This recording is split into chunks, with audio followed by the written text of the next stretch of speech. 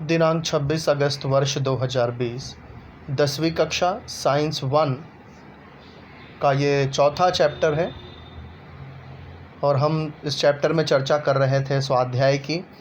पिछले वीडियो में हमने ये 11 तक हमने चर्चा किए थे, 11 प्रश्न तक चर्चा हुई थी हमारी, लेकिन ये 12वां जो प्रश्न है न्यूमेरिकल्स हैं, इसमें गणितीय सब प्रश्न हैं, वो रह गया था उस वीडियो में। तो आइए इस वीडियो में इन सवालों की चर्चा करते हैं।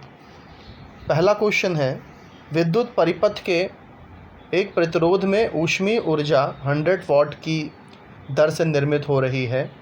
विद्युत धारा 3 एम्पीयर प्रवाहित हो रही है, तो विद्युत प्रतिरोध कितने ओहम होगा? तो 100 वाट यहाँ हीट है, हीट एनर्जी 100 वाट, 3 एम्पीयर करंट, हमको प्रतिरोध ज्ञात करना है। तो इसे कैसे हल किया जाएगा देखते हैं।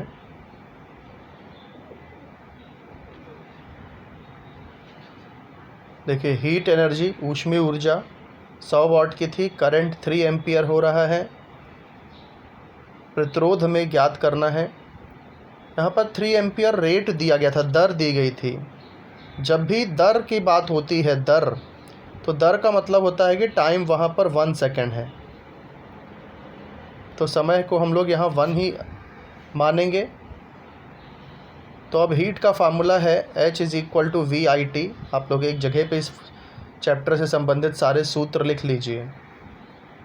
अब ओहम के नियम के अनुसार हम लोग V = IR लिख सकते हैं, क्योंकि यहाँ फार्मूला में देखिए ये जो हमें जानकारी दी है उसे वहाँ पर विभवांतर पता नहीं है, V हमें नहीं मालूम है, इसलिए V को हम लोग को कन्वर्ट करना पड़ेगा IR में। तो V = IR लिखेंगे अगर, तो ये फार्मूला हो जाएगा I²RT।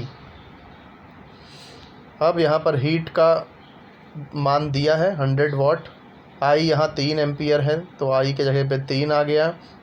प्रतिरोध हमें ज्ञात करना है, तो R वैसे ही रहेगा। अब यहाँ हमें दर दी गई है, तो दर का मतलब होता है कि समय 1 सेकेंड ही होगा, तो 1 हो गया।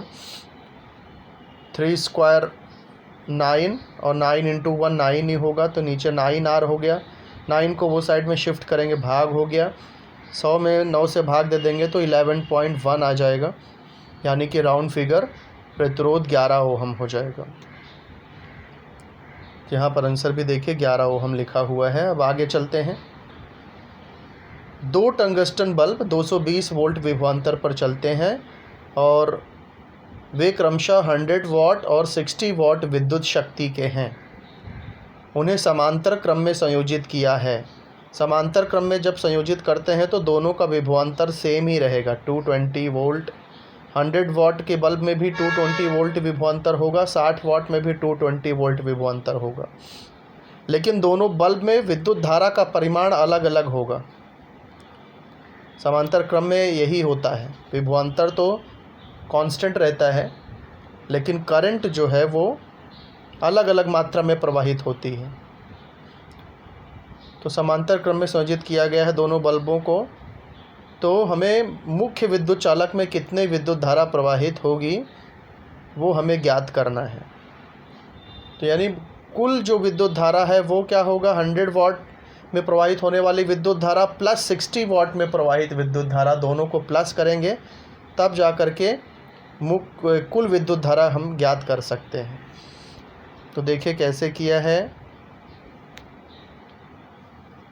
विभवांतर 220 वोल्ट है दोनों बल्ब का, क्योंकि समांतर क्रम में है। पहले बल्ब का पावर 100 वाट है, तो इसे मैंने P1 लिख दिया, power of first bulb.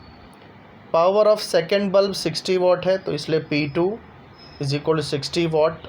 Total current हमें ज्ञात करना है कि कुल विद्युत धारा कितनी है। तो पावर का फार्मूला है V × I, पावर = VI। देखिए हीट का क्या फार्मूला था, VIT। पावर का क्या है, सिर्फ VI है, यहाँ T नहीं है।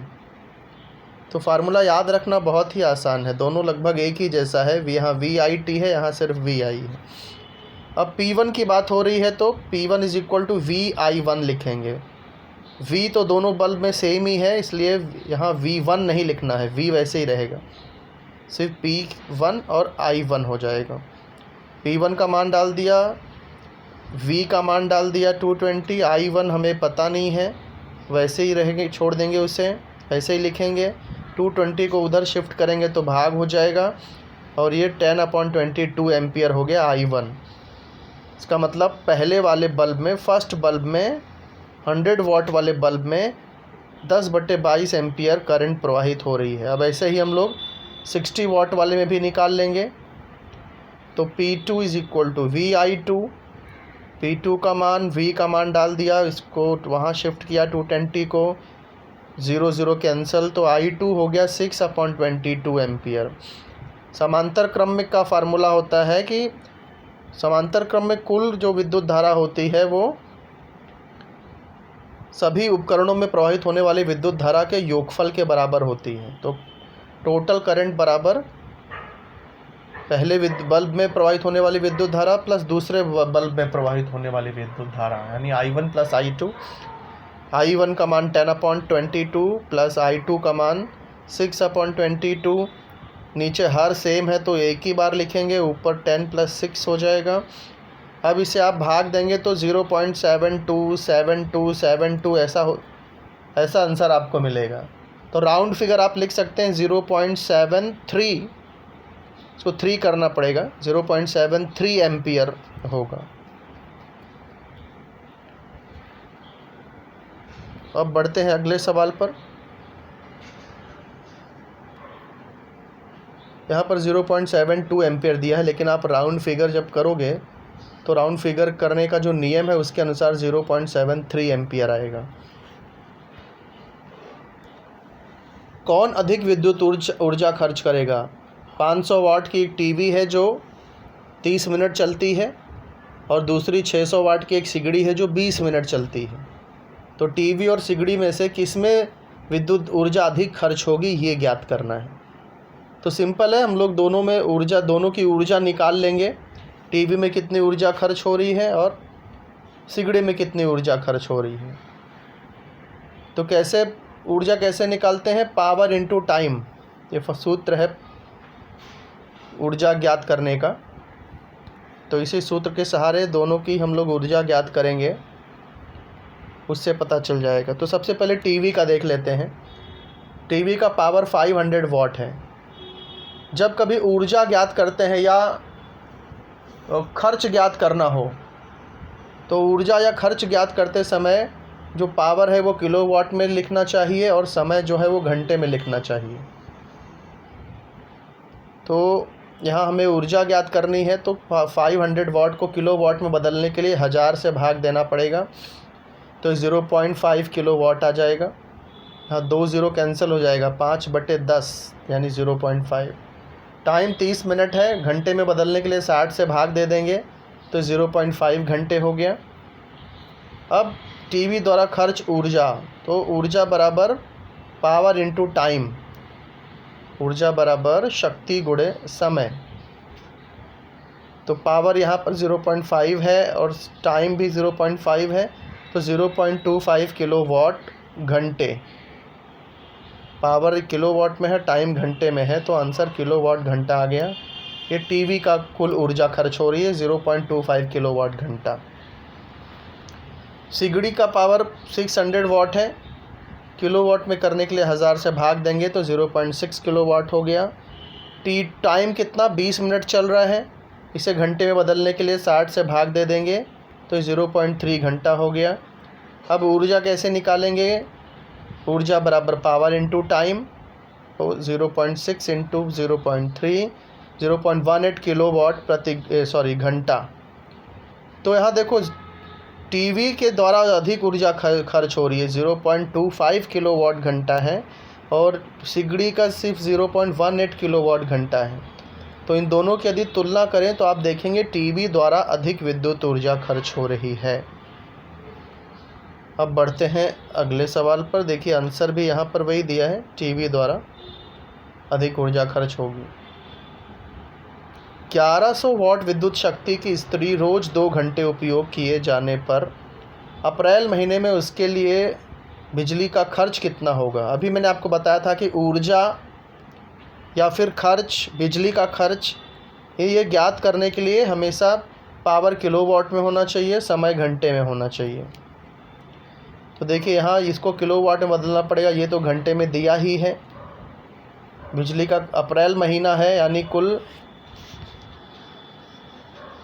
30 दिन है। अप्रैल में 30 दिन होते हैं, तो कुल 30 दिन वो इस्त्री अप्रैल महीने में यूज़ की जा रही है। जो विद्युत कंपनी है वो 1 यूनिट ऊर्जा का 5 रुपया वसूल करती है। 1 यूनिट का मतलब है कि 1 किलोवाट गुणे 1 घंटा, 1 किलोवाट घंटा, उसे 1 यूनिट कहते हैं। तो 1 यूनिट के लिए 5 रुपया कंपनी लेती है। तो हम लोग यहाँ पहले देखेंगे कि उसमें कितनी यूनिट ऊर्जा खर्च होती है, उसमें 5 से गुणा कर देंगे। वही सूत्र लग गया जैसे हम लोग में कर रहे थे, इस प्रश्न में कर रहे थे। तो देखिए यहाँ पावर वाट में है, 1000 से भाग किया तो किलोवाट में हो गया। समय हर दिन प्रतिदिन 2 घंटे चल रही है वो इस्त्री, तो ये पहले से ही घंटे में दिया है। अप्रैल में 30 दिन होते हैं, रेट 5 रुपया प्रति यूनिट। यूनिट किसको बोलते हैं? 1 किलोवाट घंटा को ही यूनिट बोलते हैं, यानी 1 किलोवाट प्रति घंटा। 1 किलोवाट घंटा जो है अगर चलता है कोई इलेक्ट्रिक उपकरण तो 5 रुपया उसका बिल आएगा। ये रेट का ये मतलब हुआ।